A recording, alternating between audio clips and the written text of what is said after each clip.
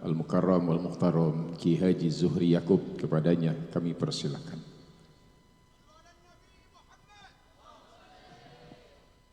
أحباب رسول الله خذوني وإياكم أحج بيت الله وزور النبي معكم أحباب رسول الله خذوني وإياكم أحج بيت الله وزور النبي معكم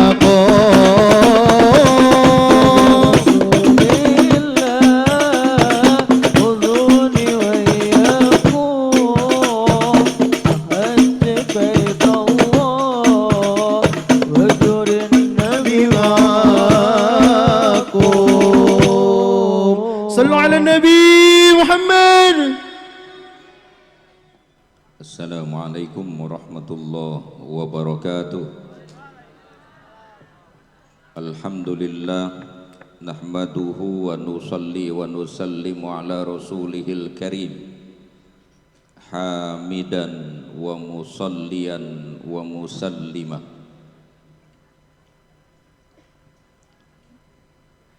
Hadratil mukarramin wal muhtaramin, para alim ulama, para asatidz, para tokoh masyarakat,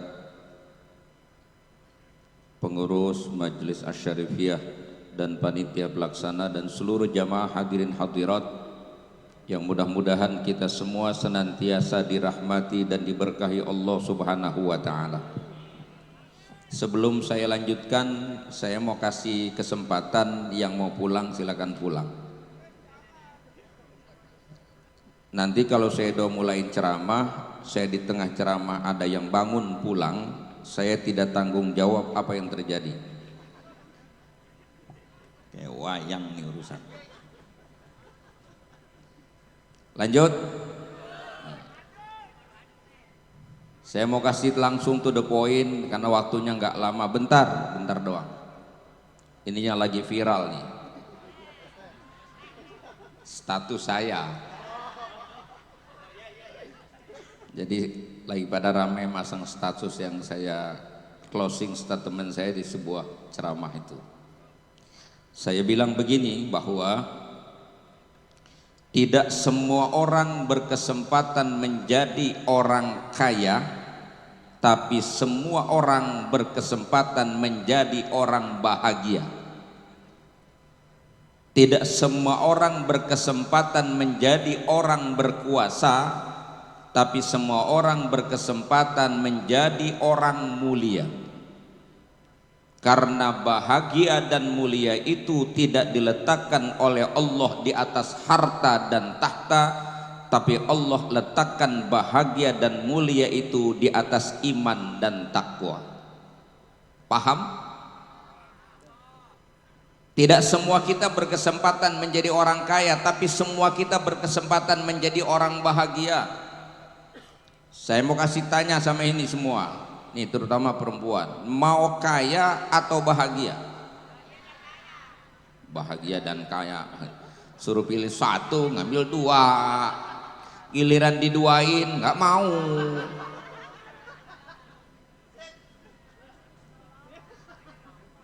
Pilih kaya atau bahagia? Agak akur. Oke, saya turutin maunya ente. Ente mau kaya. Terus kalau udah kaya, emang mau ngapa dengan kaya? Kan supaya bahagia kan? Pengen kaya supaya, kenapa harus jadi ribet begitu? Kalau bisa langsung, kenapa mesti belok dulu? Hidup ini yang penting bahagia, nggak mesti kaya. Yang penting, kenapa orang kaya juga kan pengennya kan bahagia, yang dituju mah tetap satu, bahagia. Lagian nanti mau pengen kaya apa juga, hidup ini kan bukan berdasarkan kepengenan kita. Emang hidup ini menurut maunya kita? Bukan, hidup ini maunya Allah. Betapapun ente pengen jadi orang kaya, Allah tentuin miskin, pe budak miskin terus. Betul. Makanya saya nggak setuju orang suka bikin status tuh hidup ini pilihan. Enak bener lu ngomong. Hidup ini pilihan, pilih kaya sama miskin, pilih mana? Pilih kaya. Nyatanya tuh nggak sesuai. Jadi kalau misal langsung bahagia, kenapa mesti belok dulu nyari kaya baru bahagia? Ribet banget hidup. Sederhanain, yang penting nih contohnya, ente kalau tidur itu yang penting kasurnya empuk atau pulesnya? Ya udah, kan selesai urusan. Betul. Pakai susah-susah ngeridit spring bed.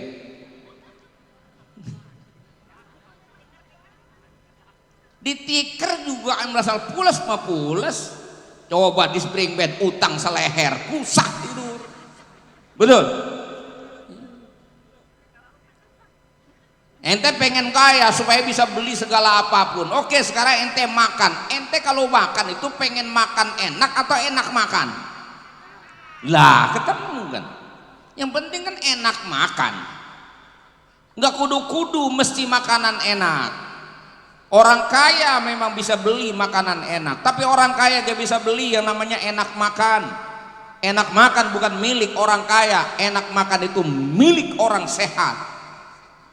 Badan kalau dia sehat, biji asam aja kita keletak gurih. Betul? Dia duit banyak kaya raya, badan sakit, boro-boro mau makan roti, nasi aja nggak masuk. Sampai dibikin bubur nggak ketelan, dimasukin tajin masih nggak masuk, infus, ujungnya mampus. Yang penting apa? Yang penting enak makan. Enak makan bukan milik orang kaya, enak makan milik orang lapar. Ya kalau udah lapar, makan apa juga enak. Betul. Kita waktu di pondok dulu emang lapar mulu urusannya, nasi gesang aja kita makan gurih. Asal udah lapar, makan apa enak.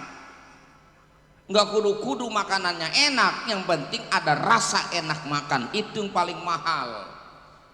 Jadi enak makan milik orang lapar. Saya tanya sekarang, yang lebih dekat dengan lapar itu orang miskin atau orang kaya? Nah, hidup orang miskin.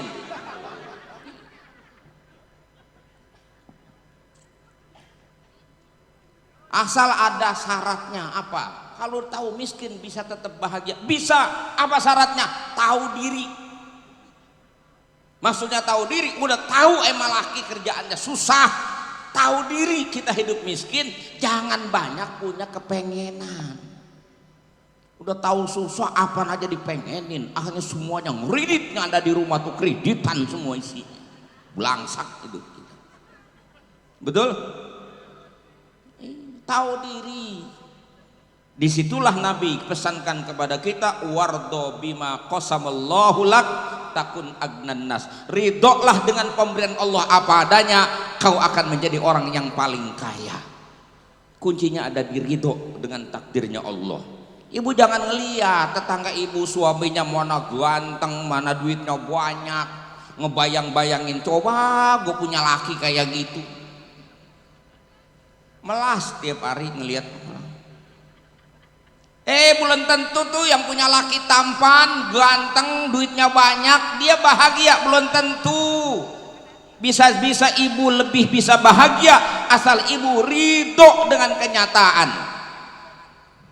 Ibu ridho dengan suami ibu yang jelek dan miskin itu, ridho, maka bahagia ada di depan mata. Kenapa? Berapa lama pun dia pergi kemana-mana, ibu nggak pernah khawatir apa-apa. Beda dengan tetangga sebelah yang suaminya tampan, kaya raya, 3 hari nggak pulang, kusut otaknya. Sebulan kagak pulang, gila. Karena selalu membayangkan itu, kebayang di otaknya nih, waduh laki gua mana ganteng, duitnya banyak, dia mampir di rumah di kampung mana aja, pintu janda pasti kebuka. bukan koslet. Coba punya suami udah jelek, miskin, jangankan 3 hari dia nggak pulang, 3 bulan, 3 tahun lagi dia nggak pulang-pulang, aman ibu, tenang hatinya. Kuncinya di mana? Ridho dengan kenyataan. Emang begitu, Nabi ajarin begitu dalilnya. Baca sholawat mulu tapi nggak ada ridhonya. Sholawat gak usah banyak-banyak, tapi apa yang Nabi sikapi itu kita sikapi, nyambung. Baca sholawat, cita-citanya kaya raya. Nabi aja dikasih kaya nggak mau. Ente ngototnya nih sholawat buat kaya, ya sholawat buat kaya, buat bahagia, gitu loh. Diputar dikit. Terus ini saya ngomong terus. Sampai pagi mentang-mentang ngaji. Saya ada tempat lain, ntar ngaji lagi.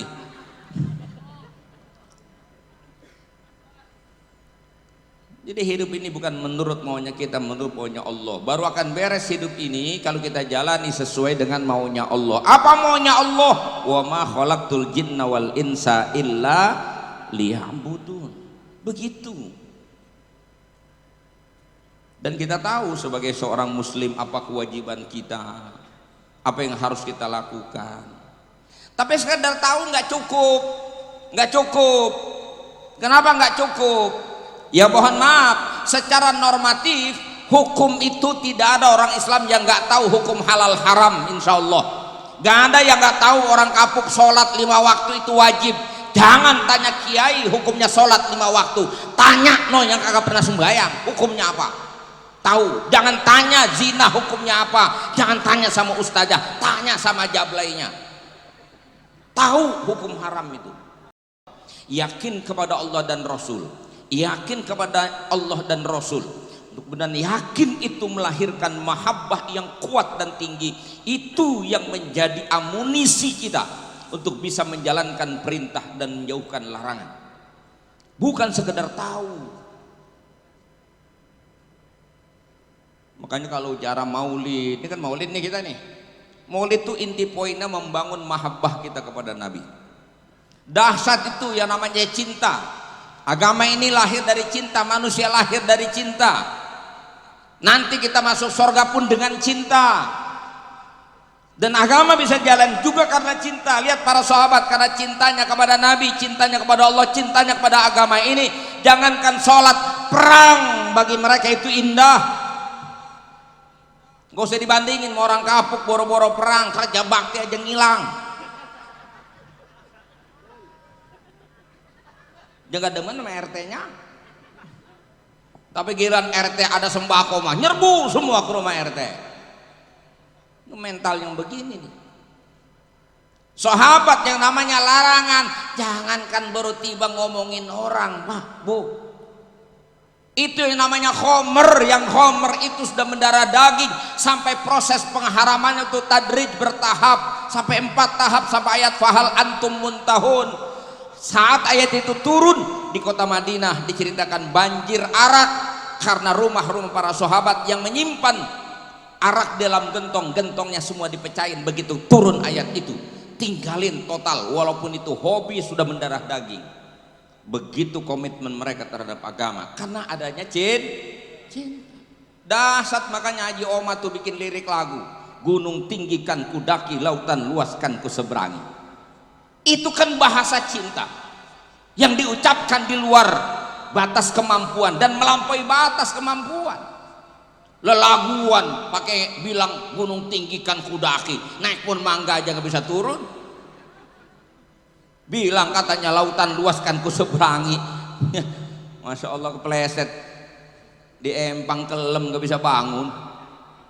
Tapi cinta itu telah menggelora dalam diri dia sampai tekadnya kayak begitu. Itulah cinta. Agama ini kalau kita bangun di atas dasar cinta, kuat. Bisa kita lakukan seberat apapun. Makanya dibutuhkan mahabbah. Makanya itu Nabi bilang apa? La yu'minu ahadukum hatta akuna ahabba ilaihi min nafsihi wa malih.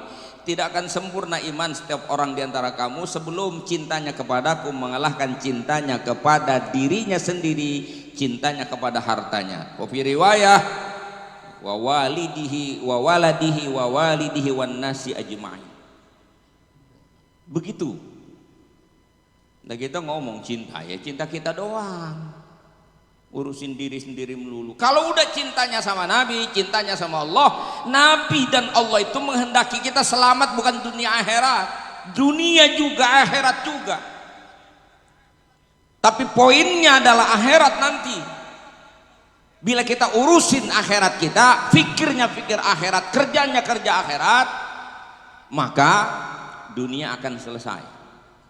Banyak itu dalilnya itu. Salah satunya sabda Nabi, ihfazillah yahfazka. Jaga Allah, Allah akan jaga kamu. Maksudnya apa? Jaga perintah-perintah Allah, maka Allah akan tuntaskan urusanmu. Ihfazillah tajidhu tujahak. Jagalah Allah, niscaya kau dapati Allah sebagai penolong. Jaga larangan Allah, beradab di hadapan hukum Allah, maka Allah akan datang menolong kita dalam setiap urusan dan persoalan kita. Kata ulama, selesaikan urusanmu kepada Allah, maka Allah yang akan menyelesaikan semua urusan. Bu, makanya kalau ngotot-ngotot sama laki, udah jangan ngotot urusan dunia melulu. Ini kan dunia melulu urusannya ini, nggak jauh, urusannya gegaras. Itu yang bikin ribut mulu urusannya.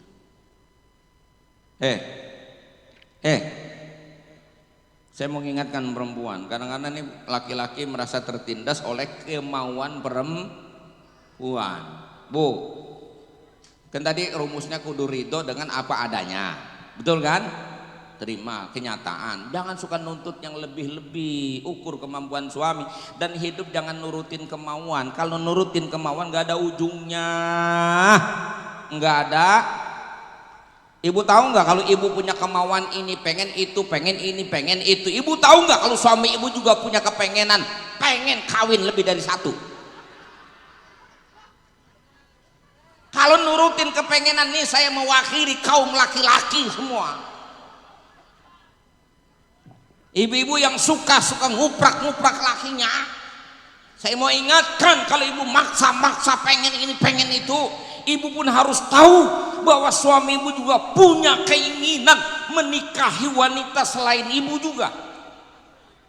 Tapi dia tahu diri dan ngukur kemampuannya.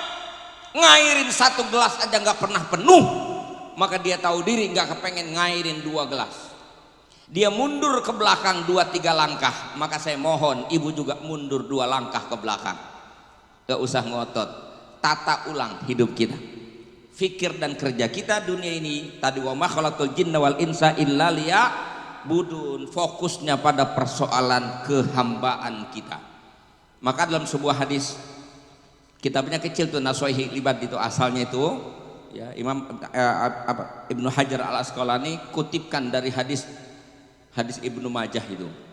Bunyinya begini, ini buat penutup nih, termasuk closing statement.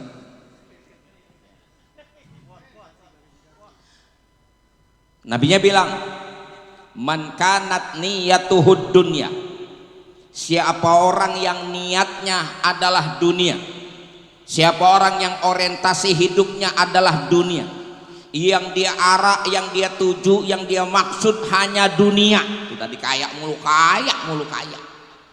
Dunia pokoknya, otaknya otak dunia bener udah urusan. Maka dia akan mendapatkan 3. 1, farraqallahu amroh, Allah akan bikin acak-acakan urusannya, nggak bakalan pernah beres. Kalau ada masalah nggak bakalan ditolong, dia pusing ribet sendiri. 1, dan memang dunia nggak ada beresnya. Dari mulai dedemenan kita kawinin, kita bilang beres, bron, pas jebunting masalah baru. Nggak punya rumah, bikin rumah, udah punya rumah kita bilang beres, belum beres urusannya, anak pada sekolah, terus begitu. Sampai anak sekolah, kemudian anak kawinin, kita kawinin, habis kawinin bikin rumah, anak udah semua dikawinin, cucu pada lahir, nggak ada habisnya. Ente bilang mau nunggu beres, entar dah gua kalau udah beres urusan baru mau ngaji yang rajin. Entar dah aku udah pensiun baru mau ibadah. Mampus. Dunia mana ada beresnya, betul? Yang kedua, wa ja'ala faqrahu baina ainaihi, kefakiran nempel di biji matanya. Artinya hidupnya dibayang-bayangi oleh ketakutan terhadap kefakiran. Andaikan dia kaya, dia akan jadi orang yang kaya, pelit, medit, kikir, koret, bakhil, pantat kuning, buntut gasiran. Rata-rata orang kaya pelit itu karena takut susah, betul? Dan ada yang lebih aneh lagi, orang kalau udah mikir dunia, otaknya otak dunia, kusutnya urusan dunia, udah miskin, udah susah, pakai takut susah, pentolol. Ada nggak orang miskin takut miskin? Banyak. Apa sungsang sumbal jungkir balik, kaki buat pala-pala buat kaki, siang banting tulang malam banting bini. Saking takut susah, apa sembahyang kagak, ibadah kagak, ngaji kagak, los dunia mulu dipikirin. Ya. Jadi hidup dibayang-bayangi oleh takut terhadap kefakiran.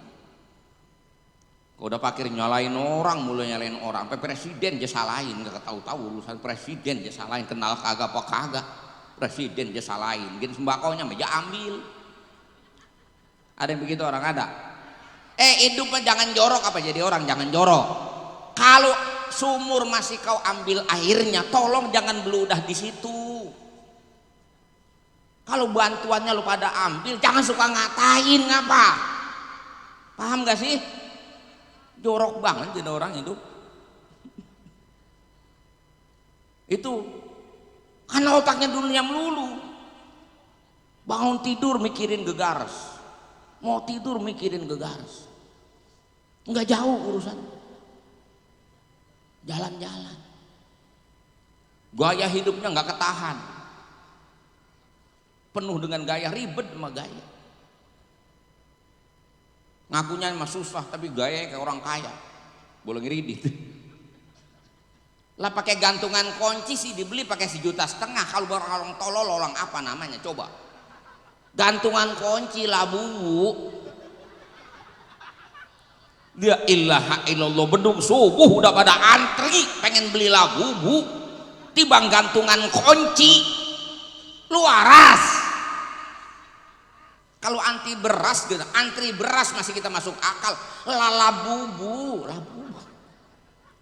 Ini orang, aduh, ini lahir lagi yang baru nih. Gue nggak usah kasih tahu lah, benar norak urusannya.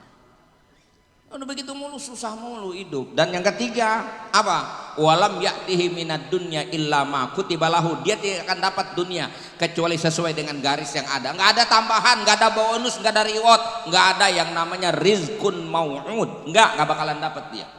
Dia mau kemana kayak, mau ke Amerika kayak, mau naik ke puncak gunung, mau nyilam ke lautan, pokoknya segitu ya segitu aja udah nggak bakalan dapat tambahan. Tuh orang yang otak di dunia. Sebaliknya, waman kanat niyatuhul akhirah, siapa orang yang niatnya adalah akhirat, tujuannya akhirat, targetnya akhirat, maka Allah akan kasih 3 sama dia. 1, jamma'allahu amrah, jamma'allahu syamlah, akan dibikin rempuk semua urusannya. Kalau dia punya masalah, Allah akan tolong dia. Karena ayatnya begitu, wa may yattaqillah yaj'al lahu makhraja wa yarzuqhu min haitsu la yahtasib. Kalau dia punya masalah, Allah akan selesaikan masalahnya, ditolong dan dibela oleh Allah. Kenapa? Karena dia dekat dengan Allah. Yang kedua, wa ja'ala ginahu fi qalbi, Allah jadikan kekayaan di dalam hatinya. Itmi'nanul qalbi rohatul bal, kata Ibnu Abbas.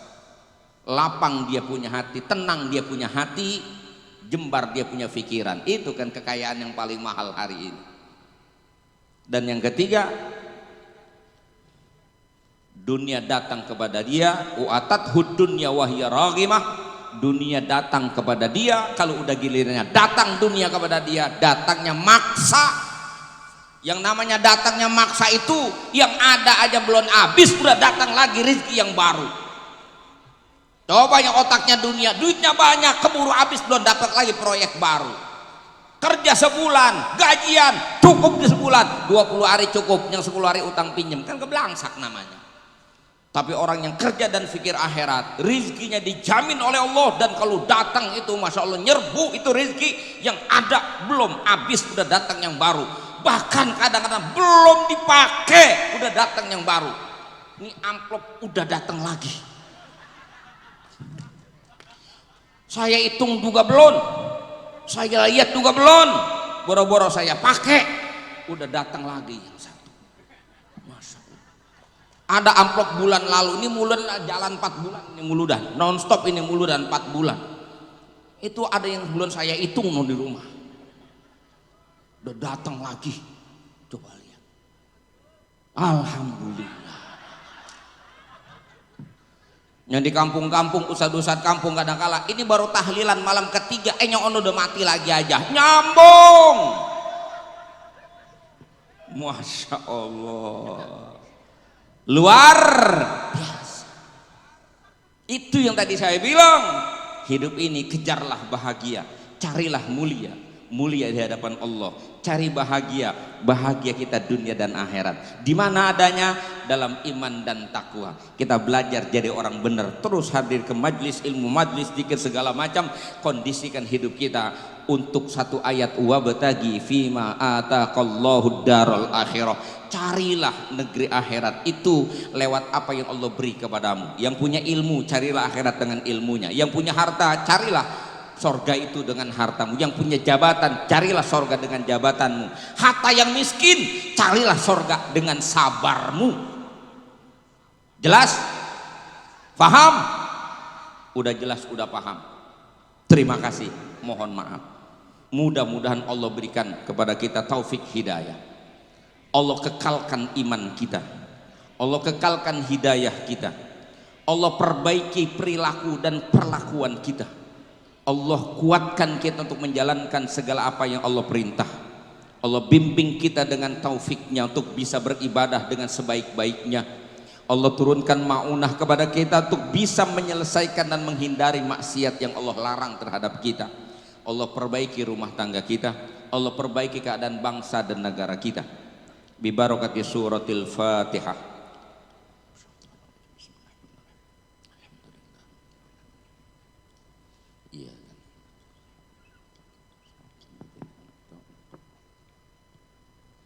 Wa'fu anna ya karim.